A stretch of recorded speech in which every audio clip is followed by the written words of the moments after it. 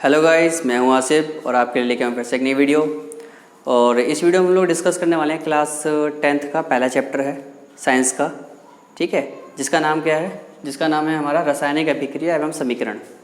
ये अध्याय 1 है, यानी पार्ट 1, ठीक है। पार्ट का नाम है रासायनिक अभिक्रिया एवं समीकरण। तो हमें पार्ट के नाम से पता चल जाना चाहिए कि हमें इसके में किसके बारे में डिस्कस करना है।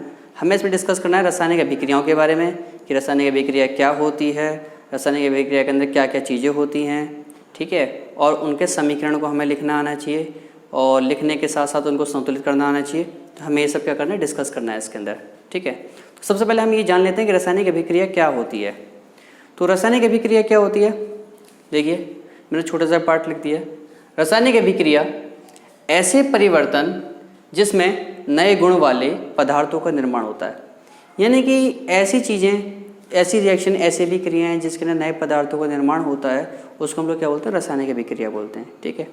इसमें रासायनिक अभिक्रिया के अंदर दो चीज़ें होती हैं, कौन कौन सी होती हैं, अभिकारक और उत्पाद। एक रासायनिक अभिक्रिया तभी पूरी होगी जब उसके अंदर अभिकारक होंगे और उत्पाद होंगे।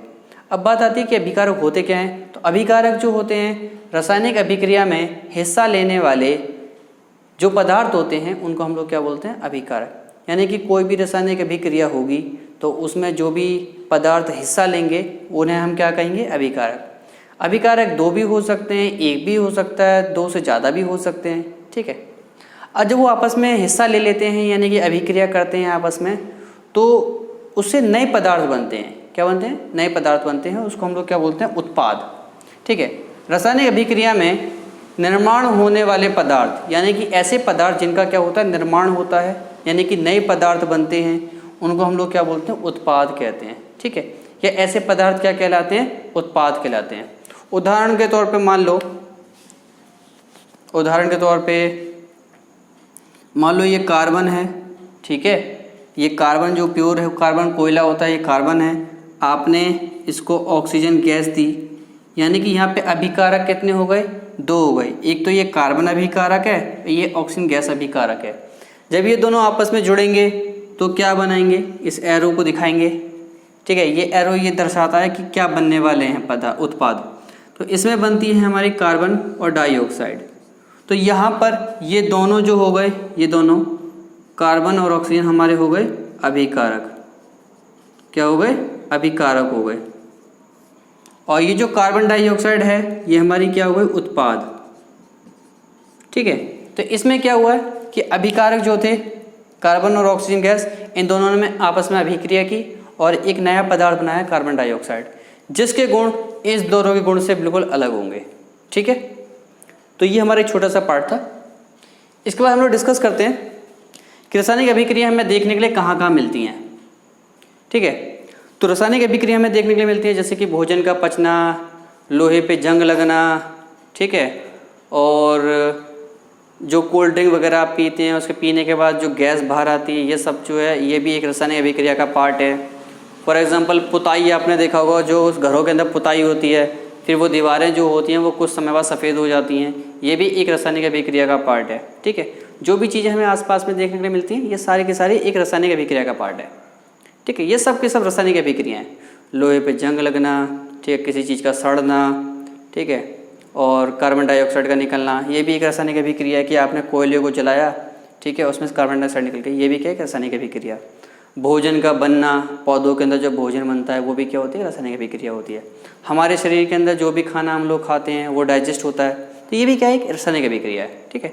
तो जितनी भी क्रियाएं आपको देखने के लिए मिलती हैं हमारे जीवन के अंदर वो सारी की सारी क्या होती है, रासायनिक अभिक्रिया होती है, ठीक है। तो ये सब क्या होगी, रासायनिक अभिक्रिया। इसके बाद इसको पहले मैं मिटा देता हूँ, इसके बाद आगे बढ़ते हैं।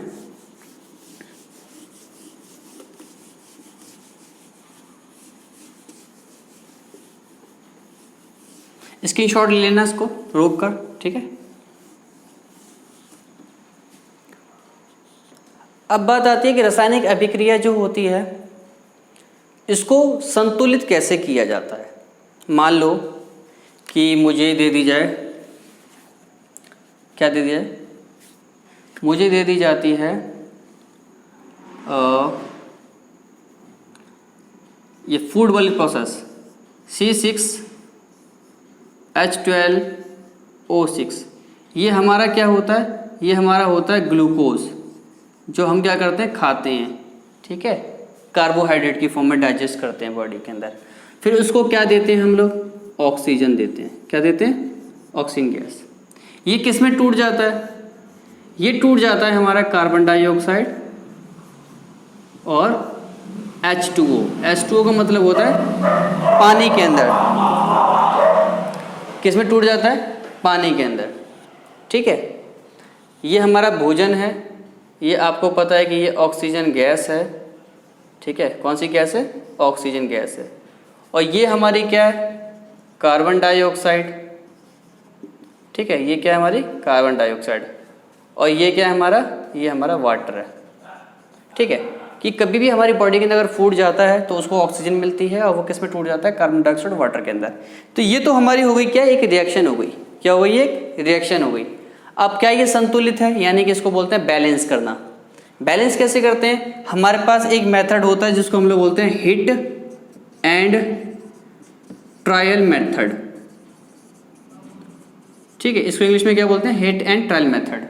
इसमें क्या होता है, इसमें हम लोग क्या होता है कि ये जो एरो होता है, एरो, इस एरो के जो इस साइड होते हैं इसको बोलते हैं लेफ्ट हैंड साइड, और जो इस एरो के इस तरफ होता है उसको बोलते हैं राइट हैंड साइड, ठीक है।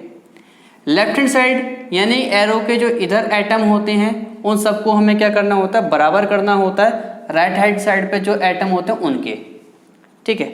मालूम, मैंने एक बॉक्स खींचा, यहाँ लिख दिया लेफ्ट हैंड साइड, यहाँ लिख दिया राइट हैंड साइड। अब मैं क्या करूँगा, यहाँ पे एटम को काउंट करूँगा कि लेफ्ट हैंड साइड पे कितने एटम है मेरे पास और राइट हैंड साइड पे कितने एटम है। लेफ्ट हैंड साइड पे देखो ये कार्बन है, कार्बन कितने हैं, कितने कार्बन है यहाँ पे लेफ्ट हैंड साइड पर, एक, ये 6 कार्बन है, ठीक है। यहाँ पे जो लिखा होता है इसका मतलब इसकी काउंटिंग कितनी है, 6। किसी भी एटम की काउंटिंग उसके आगे लिखी होती है। तो ये कितने एटम है, 6, तो ये होगा 6 कार्बन। यहाँ पर कितने हाइड्रोजन है, एरो के इस तरफ 12 हाइड्रोजन। ऑक्सीजन कितने हैं यहाँ पर, ये 2 ऑक्सीजन ये रहे और 6 ऑक्सीजन ये रहे, टोटल 8 ऑक्सीजन है यहाँ पर, ठीक है। उधर काउंट कर लेते हैं एरो के। अगर एरो के इधर काउंट करेंगे तो बताओ यहाँ कार्बन कितने हैं, यहाँ कार्बन है 1। यहाँ हाइड्रोजन कितने हैं, यहाँ हाइड्रोजन है हमारे 2, ये 2 हाइड्रोजन। और ऑक्सीजन कितने हैं हमारे यहाँ पर, ऑक्सीजन है 2 ऑक्सीजन, ये 1 ऑक्सीजन है, यानी टोटल कितने ऑक्सीजन है, 3 ऑक्सीजन है। क्या यहाँ पे लेफ्ट हैंड साइड वाले जो एटम हैं वो राइट हैंड साइड वाले एटम के बराबर हैं, नहीं है। तो हमने करना क्या है, हमें मेथड का इस्तेमाल करना है। कौन सा method, hit and trial method. Hit and trial method के अंदर क्या होता है, हम लोग क्या करते हैं, उन एटम को बैलेंस करते हैं जो बैलेंस नहीं है, ठीक है। तो यहाँ तो कोई भी एटम, ना तो कार्बन हाइड्रोजन ऑक्सीजन बैलेंस नहीं है कार्बन हाइड्रोजन ऑक्सीजन के, यानी कि यहाँ के एटम इस वाले एटम के बराबर नहीं है। तो करेंगे कैसे, तो सबसे पहले देखो यहाँ पे कार्बन कितने हैं, 6, यहाँ कार्बन कितने हैं, 1। हमें अगर किसी एक को बढ़ाना है तो उसको क्या करना पड़ेगा, मल्टीप्लाई करना पड़ेगा, ठीक है, इससे। मालूम मैंने क्या किया, इस कार्बन को 6 से मल्टीप्लाई किया तो ये 6 कार्बन हो गए, ठीक है। कितने हो गए, 6 कार्बन हो गए, 6 से मल्टीप्लाई करते ही। होगा ये कि सामने हमें मल्टीप्लाई करना है, यहाँ नहीं करना मल्टीप्लाई, मल्टीप्लाई हमेशा यहाँ करना है आगे, ठीक है। जब मैंने 6 कार्बन किए तो 6 कार्बन के साथ साथ यहाँ पे 2 ऑक्सीजन थे, इससे इनटू हो जाएंगे ये 2 ऑक्सीजन, हमेशा मल्टीप्लाई होगा, गुणा होगा। ये 1 कार्बन था, ये 6 कार्बन हो जाएंगे, ये 2 ऑक्सीजन थे तो 6 से इंटू होने के बाद ये 12 ऑक्सीजन हो जाएंगे, ठीक है। कितने हो जाएंगे, 12 ऑक्सीजन हो जाएंगे, ठीक है। ये कार्बन हमारा बराबर हो गया, यानी कार्बन क्या हो गया, हमारा बराबर हो गया। हाइड्रोजन को देख लेते हैं, यहाँ पे हाइड्रोजन कितने हैं, 12 हाइड्रोजन, यानी सबसे पहले हमने किसको बैलेंस कर लिया, कार्बन को। अब हाइड्रोजन को देखते हैं, यहाँ हाइड्रोजन कितने हैं, 12, यहाँ हाइड्रोजन कितने हैं, 2। अगर मैं इस 2 वाले हाइड्रोजन को 6 से मल्टीप्लाई कर दूं तो ये 12 हाइड्रोजन हो जाएंगे ना, यानी कि ये 2 हाइड्रोजन हैं, अगर मैं इसको 6 से मल्टीप्लाई कर दूं तो ये क्या हो जाएंगे, 12 हो जाएंगे, टोटल हो जाएंगे ना 12। तो इसका मतलब यहाँ पे कार्बन भी बैलेंस कर दिया और हमारा हाइड्रोजन भी बैलेंस हो गया, क्योंकि 12 यहाँ थे, 12 यहाँ हो गए। अब कौन बैलेंस नहीं है, ऑक्सीजन बैलेंस नहीं है, ठीक है ना। काउंट कर लेते हैं एक बार फिर से। यहाँ ऑक्सीजन कितने, 6 ऑक्सीजन ये, 2 ऑक्सीजन ये, यानी यहाँ पे टोटल ऑक्सीजन कितने, 8। उधर काउंट कर लेते हैं कितने ऑक्सीजन है, 6 दूनी 12, 12 ऑक्सीजन तो ये हो गए, 6 एकम, यानी ये ऑक्सीजन 1 है, इस 6 को इस 1 ऑक्सीजन से मल्टीप्लाई करेंगे तो ये 6 हो जाएगा, यानी 6 ऑक्सीजन इधर हैं और 12 ऑक्सीजन ये रे, यानी 6 और 12 ऑक्सीजन मिला के टोटल ऑक्सीजन यहाँ पे कितने हो गए, 6 और 12 कितने होते हैं, 18 ऑक्सीजन हो गए। उस तरफ कितने हो गए, 18, जो कि पहले कितने थे, 3 थे पहले, अब कितने हो चुके हैं, 18। ठीक है, जब हमने इन दोनों को बैलेंस किया, इन दोनों को जब हमने संतुलित किया तो ऑक्सीजन की संख्या क्या हो गई, चेंज हो गई। ठीक है, अब वहाँ पर कितने हो गए, 18। हमें यहाँ भी कितने करने हैं, 18। यहाँ पे हैं कितने, 8। देखते हैं कैसे 8 है, 6 तो ये रे, 2 ये रे। अगर मैं इसको 6 से गुणा कर दूं, किससे गुणा कर दूं, 6 से, तो 6 दूनी 12 तो ये ऑक्सीजन हो जाएंगे और 6 तो ये पहले से ही थे, तो टोटल मिला के ऑक्सीजन कितने हो जाएंगे, 18 ऑक्सीजन हो जाएंगे। ठीक है, तो मैंने यहाँ क्या किया, इस ऑक्सीजन को जो 2 थे इसको 6 से मल्टीप्लाई किया तो ये 12 हो गए, और ये 6 थे इसको छेड़ा नहीं, क्योंकि अगर इसको छेड़ूंगा तो ये फिर से सारी चेंज हो जाएगी, इसलिए इसको मुझे छेड़ना नहीं है। ये 6 ऑक्सीजन ये हो गए, 12 ये हो गए, तो 18 ऑक्सीजन इस तरफ हो गए, यानी ये ऑक्सीजन कितने हो गए, 18 हो गए। अब ये पूरी क्रिया जो है वो क्या हो गई, संतुलित हो गई। ठीक है, कौन से मेथड से, हिट एंड ट्रायल मेथड से। कौन से मेथड से, हिट एंड ट्रायल मेथड बोलते हैं इसको। लेफ्ट हैंड साइड के जितने एटम होंगे उसको राइट हैंड साइड पे जितने एटम हैं उसके बराबर करना है। ठीक है ना, एक एक करके सबको करना है बराबर, तो हमारा क्या हो जाएगा, बराबर हो जाएगा। ठीक है, ये तो था कि हम समीकरण को किस प्रकार से संतुलित करते हैं। ठीक है, आइए कुछ और समीकरण देख लेते हैं इसके साथ साथ। इसको मिटा दूं, इसका स्क्रीनशॉट ले लो, एक बार ले लो। ठीक है,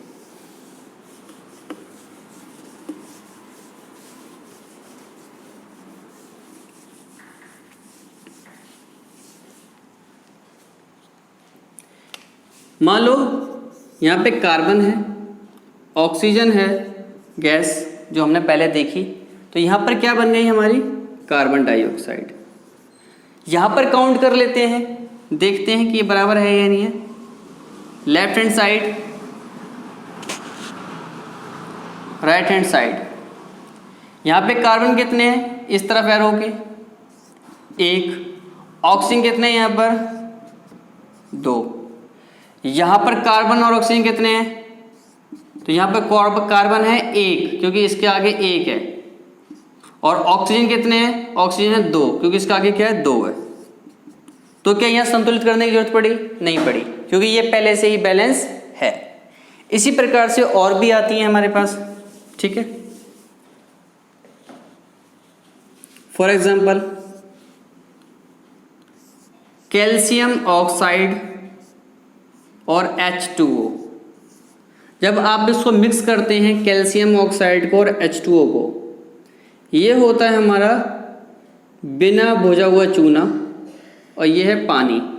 जब आप इसको मिलाएंगे तो ये बनाएगा कैल्शियम हाइड्रोक्साइड। ये होता है भुजा हुआ चूना, इसको बोलते हैं बिना भुजा हुआ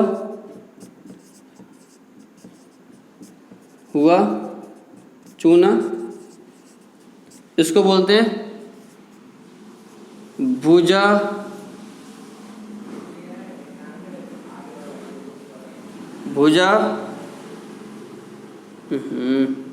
एक मिनट, भुजा हुआ चूना, बिना भुजा हुआ चूना और ये भुजा हुआ चूना। यानी ये चूना कैसा हो चुका है, भुज चुका है। भुज का मतलब इसको पानी मिल गया। अब यहाँ पर हम लोग परमाणु को काउंट करेंगे। यहाँ पे कैल्शियम कितने हैं, 1 लेफ्ट हैंड साइड और right hand side. Left hand side arrow के इस तरफ, राइट हैंड साइड एरो के उस तरफ।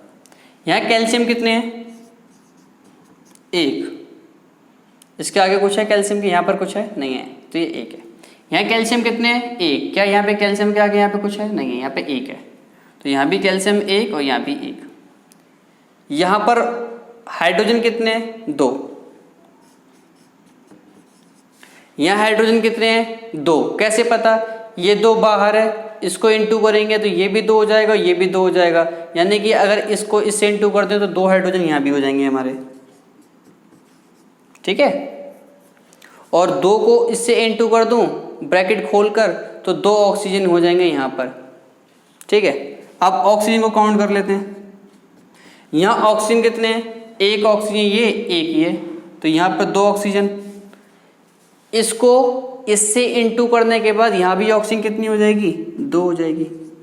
तो ये हो गया हीट एंड ट्रायल मेथड, यानी इसका मतलब ये है कि ये भी कैसी समीकरण है? संतुलित समीकरण है। कैसा समीकरण है ये? रासायनिक संतुलित समीकरण है, ठीक है। इसका स्क्रीनशॉट ले लो, एक बार ले लिया होगा, ठीक है। तो ये सब था क्या? रासायनिक समीकरण कैसे हम लोग लिखते हैं और इसको संतुलित कैसे करते हैं। संतुलित करते हैं हीट एंड ट्रायल मेथड से, ठीक है। इसको चरणबद्ध सूचीबद्ध संतुलित समीकरण बोलते हैं, इतना लंबा हिंदी में बोलते हैं, ठीक है। मान लो एक रिएक्शन और, आपको आयरन दे दिया और पानी में डाल दिया आयरन, ये आयरन है, आयरन मतलब लोहा। बनेगा क्या? बनेगा ये Fe2O3, ठीक है। और क्या बनेगा? प्लस में हाइड्रोजन गैस। इसको संतुलित कर लेंगे, ठीक है। यहाँ पे कितने हाइड्रोजन? 2। यहाँ कितने? 2। यहाँ पे आयरन कितने हैं? 1। यहाँ पे आयरन कितने हैं? 2। यहाँ ऑक्सीजन कितने हैं? 1। यहाँ ऑक्सीजन कितने हैं? 3, ठीक है। इसको करते हैं बैलेंस।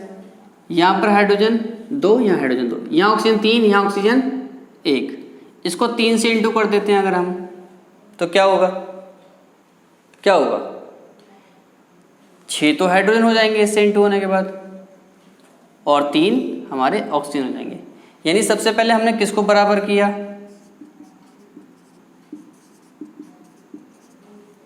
ऑक्सीजन को। जो 1 था उसको किससे मल्टीप्लाई कर दिया? 3 से। और यहाँ तो पहले से ही 3 थे, ये 3 थे, 3 है, ये 3 थे।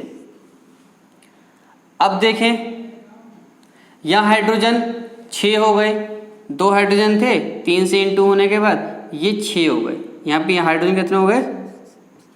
2 थे ना, 3 से इंटू होने के बाद 6 हो गए। यहाँ पे हाइड्रोजन कितने हैं? 2। तो हमें इसको किससे इंटू करना पड़ेगा? 3 से। तो 3 कहाँ से इंटू करना पड़ेगा? यहाँ पर, और यहाँ पर भी दिखा देंगे बॉक्स के अंदर। तो वो भी 6 हो गए हाइड्रोजन। बचा कौन? आयरन। यहाँ पे आयरन कितने हैं? 1। वहाँ पे आयरन कितने हैं? 2। तो कौन कम है? ये कम है। इसको कितना करना है? इसके बराबर करना है। तो ये पे 2 है, यहाँ पे 1 है, तो इसको मैं किससे मल्टीप्लाई करूँ? 2 से। तभी कितने हो जाएंगे? 2। यानी इस आयरन को किससे मल्टीप्लाई करना पड़ेगा? 2 से। अब ये क्या हो गई? ये रासायनिक समीकरण क्या हो गई? संतुलित हो गई। इस प्रकार से हमें क्या करना होता है? रासायनिक समीकरण को संतुलित करना होता है, ठीक है। ऐसे समीकरण जो होते हैं उनको संतुलित करना आपको आना चाहिए, ठीक है। यहाँ तक थी ये वाला पार्ट, यहाँ तक था, ये पार्ट 1 था। दूसरा पार्ट लेके आऊँगा, उसके अंदर क्या होगा? उसमें हमें ये बताना है कि रासायनिक अभिक्रिया जो होती है वो कितने प्रकार की होती हैं। वैसे तो 5 प्रकार की होती हैं, ठीक है।